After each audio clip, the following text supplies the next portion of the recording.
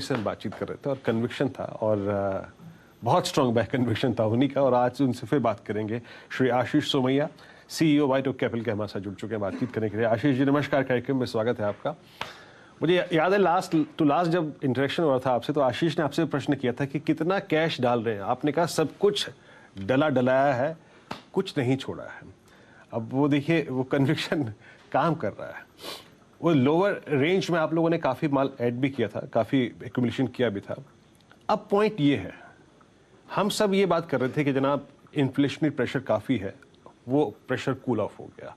और उस कड़ी में जो एक और नंबर का इंतज़ार था कि यूएस में इन्फ्लेशन फिगर्स क्या आएगी, इट्स नाउ 8.5 वर्सेस 8.7 जो एक्सपेक्टेशन थी। क्या एक मोमेंटम आज मैच्योर हो गया या फिर ये मोमेंटम और आगे बढ़ेगा? आपको क्या लगता है?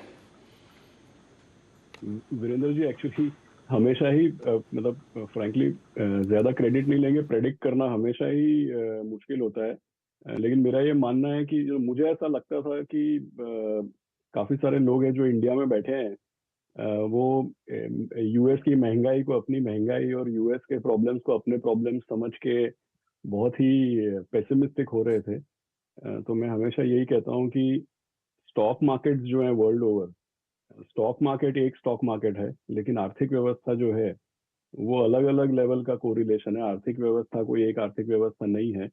तो सारी चीजें जो यूएस में होती हैं वो हमारे ऊपर उसका खराब असर पड़े ऐसा कोई बहुत जरूरी नहीं है। लेकिन डेफिनेटली आपका सवाल पिछले डेटा को लेकर के है। तो मुझे ऐसा लगता है कि कोई भी जो डेटा जैसे एक लंबे टाइम सीरीज में पहले इन्फ्लेशन की कुछ रीडिंग आई, फिर कुछ रीडिंग आई, तो उसको एक तरफा अज्यूम करके नहीं चलें तो अच्छा रहेगा।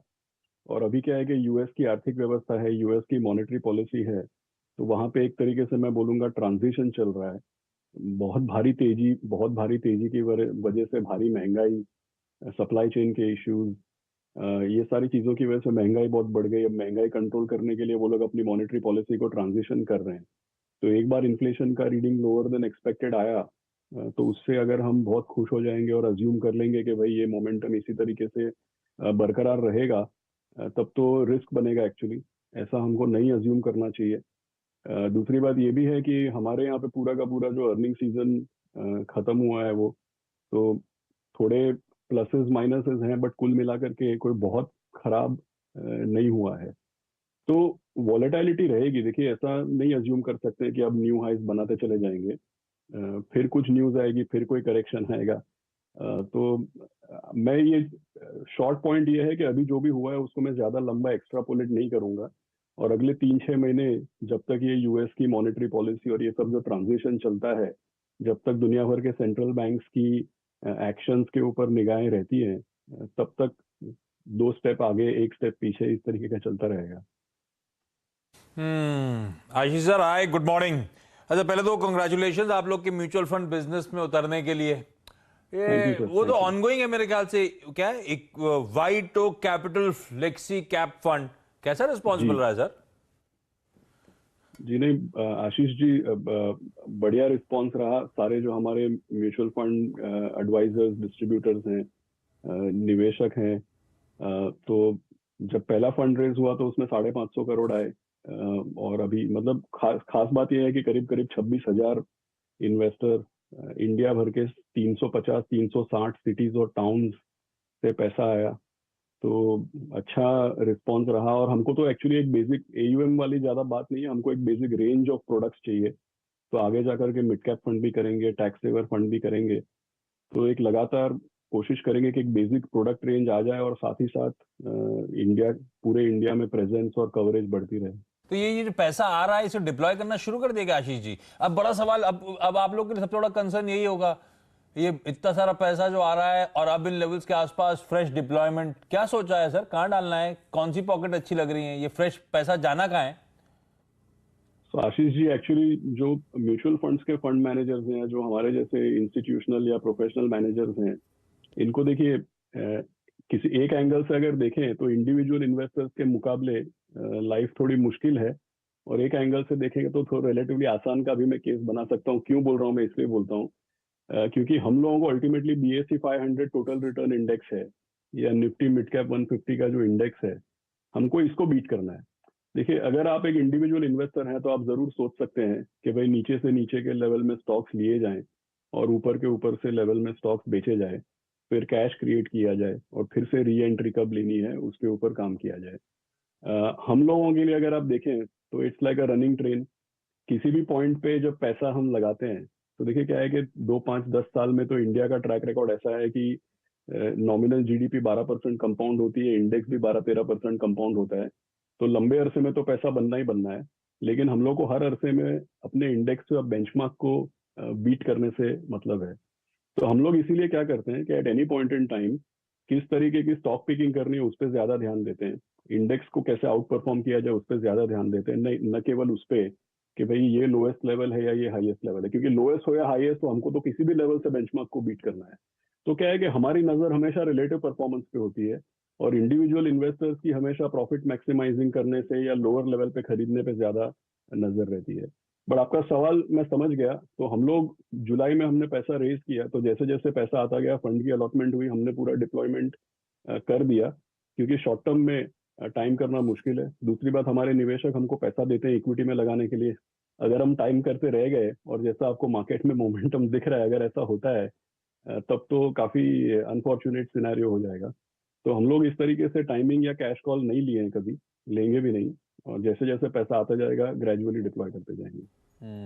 अच्छा, मुझे याद है हाँ, एक समय, हाँ, ये जरूर मैं इन्वेस्टर्स को, जो मुझे पूछते हैं, जरूर इन्वेस्टर्स को मैं बोलता हूँ, जैसे पहले भी मैंने वीरेंद्र जी के सवाल के जवाब में बताया कि अगले 3-6 महीने ऊंच नीच और वॉलेटिलिटी रहेगी। तो अगर मुझे कोई 100 रुपया देता है तो मैं उनको यही कह रहा हूँ कि भाई अगले 5 महीने में आप 20-20 रुपया दीजिए।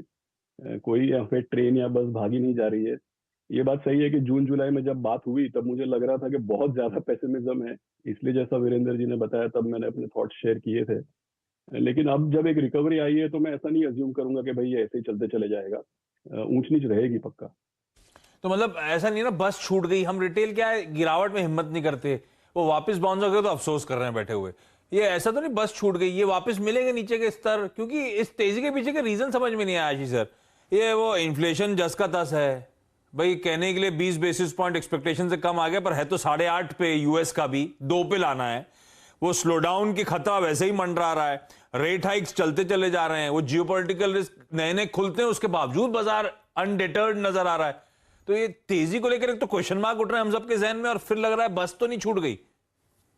सर एक्चुअली क्या है आशीष जी के 2011 था या 2010-12, मतलब वो जो भी 2-3 साल का रेंज था जब ग्लोबल फाइनेंशियल क्राइसिस के बाद भी यूएस में क्वांटिटेटिव ईजिंग और ये पहले टाइटनिंग फिर ईजिंग, ये जो साइकिल हुआ था, मैं दर्शकों को याद दिलाऊंगा 2010 से 12 के बीच में भी ऐसा कभी भी होता था कि भाई अगर इकोनॉमिक डेटा स्ट्रांग आए तो बाजार उसको सेलिब्रेट करता है क्योंकि इकोनॉमिक डेटा स्ट्रांग है, और अगर इकोनॉमिक डेटा वीक आए तो बाजार फिर भी सेलिब्रेट करता है क्योंकि अब फेड जो है वो डविश रहेगा। तो ये एक जब ट्रांजिशन होता है मॉनेटरी पॉलिसी और आर्थिक व्यवस्था में, तब इस तरीके का दोगलापन या इस तरीके का कंफ्यूजिंग माहौल जरूर बनता है। अभी भी ऐसा बनेगा। देखिए, जब एक्चुअली अगर आप देखें इन्फ्लेशन वीक आने से आप ये भी तो रीड कर सकते हैं ना कि भाई इकोनॉमी में तेजी इतनी है नहीं अभी, तो इक्विटी के लिए खराब भी हो सकता है। लेकिन बाजार ये सेलिब्रेट करता है कि अच्छा नहीं नहीं, फेड अब शायद 75 के बदले 50 करेगा, फेड थोड़ी डविश कमेंट्री देगा, तो बाजार वैसे भी सेलिब्रेट कर रहा है। इसलिए मैंने बोला कि ये जो मूवमेंट है इसके ऊपर कोई बहुत ज्यादा भरोसा करके सेलिब्रेट नहीं करना चाहिए, कोई बस नहीं छूटी जा रही है, ग्रेजुअली इन्वेस्ट करना चाहिए। एक चीज मैं जरूर कहूंगा कि अल्टीमेटली यूएस में जो भी चीजें हो रही है वो आर्थिक व्यवस्था को ठंडा करने के लिए हो रही है, और अल्टीमेटली उनकी आर्थिक व्यवस्था में वीकनेस आएगी, या एक तरीके से मंदी तो नहीं बोलूंगा मैं, लेकिन स्लो हो जाएगी उनकी आर्थिक व्यवस्था।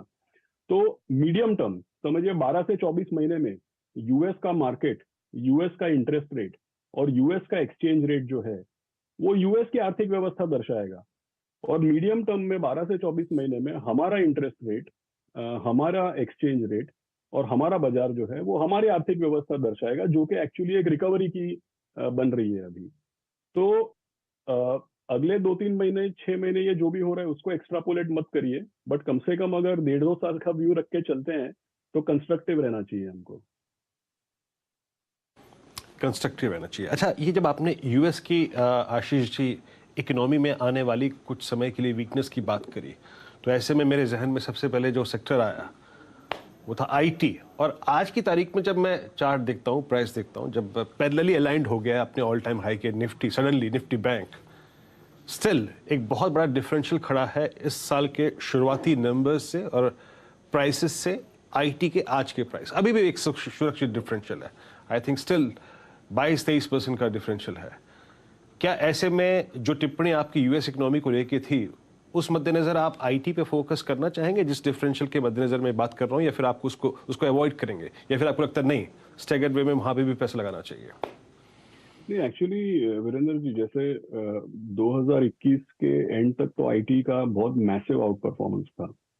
तो उसके बाद तो आप देखिए 2022 का जैसे शुरुआत हुई है, तब से आप जैसे बता रहे हैं तो आईटी में वीकनेस रही है। और हम लोगों ने भी जितने हमारे ओवरवेट होते थे, जैसे कि समझो BSE 500 में 13-14% आईटी है, तो हमारे पोर्टफोलियो में 20% तरीके का आईटी या ज्यादा ही होता था। फिर उसके बाद 2021 के एंड से अभी थोड़े समय पहले तक समझिए कि आईटी का रिलेटिव वेट कम करते चले गए। लेकिन अल्टीमेटली लोगों को ऐसा लगता है आमतौर पे कि यूएस इकोनॉमी वीक होगी तो आईटी सेक्टर के लिए डिमांड या स्पेंडिंग में एक तरीके का दबाव बनेगा। लेकिन पास्ट हिस्ट्री या पास्ट डेटा देखते हैं तो ऐसा समझ में आता है कि आईटी जो एक सेक्टर है, आईटी की जो स्पेंडिंग है कंपनीज की, ये एक सस्टेनेबल स्पेंडिंग है। और आईटी ऐसा फील्ड है जहाँ पे लगातार कोई ना कोई इनोवेशन, किसी ना किसी कारण से इन्वेस्टमेंट और स्पेंडिंग चलती रहती है। दूसरी बात, जैसे आर्थिक व्यवस्था में अगर यूएस में मंदी आती है, ग्लोबल फाइनेंशियल क्राइसिस देखें, कोविड देखें, जब भी आर्थिक व्यवस्था में मंदी आई है तब लोगों को डर जरूर रहा है कि आईटी की स्पेंडिंग कटेगी, लेकिन एक्चुअली वाकई में ऐसा होता नहीं है। अल्टीमेटली क्या होता है कि आईटी की स्पेंडिंग जो है वो सस्टेन होती है। इनफैक्ट मंदी में लोग एफिशिएंसी और प्रोडक्टिविटी और कॉस्ट कटिंग के चक्कर में वो स्पेंडिंग को बरकरार रखते हैं। और जितनी प्रोडक्ट कंपनीज हैं, नए एरियाज में जो कंपनीज इनोवेशन का काम कर रही है, उनका अपना अलग ट्रेजेक्टरी है। तो आईटी का हाई वेटेज या ओवरवेट वेटेज अभी भी है पोर्टफोलियो में, आगे भी रहेगा। जरूर 2021 में बहुत आउट परफॉर्मेंस आया, उसके बाद कटौती हुई थी, लेकिन अभी भी ओवरवेट पोजीशन है। Okay Ashish sir, thank you so much सुबह वक्त निकालने के लिए और बढ़िया तरीके से मार्केट समझाने के लिए। Thank you.